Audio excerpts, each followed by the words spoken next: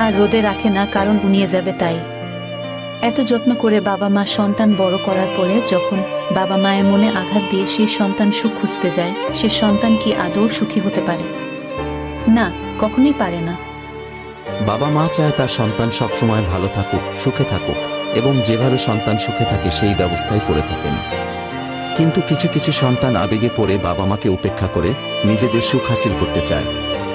কিন্তু সত্যি তো এটি যে বাবা মায়ের দোয়া আশীর্বাদ ছাড়া কিছু করতে গেলে কখনোই জীবনে সুখ হাসিল হয় না, কখনোই না।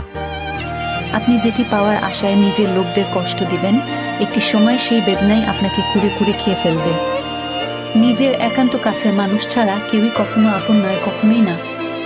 দুনিয়ার কেউই আপনার সুখ দেখে নিজেকে সুখী অনুভব করবে না, কেবল বাবা মা ছাড়া। তারা চাইবে আপনি যাতে সুখে থাকেন। আমাদের সেটি করা উচিত যেটি আমাদের জন্য কল্যাণ।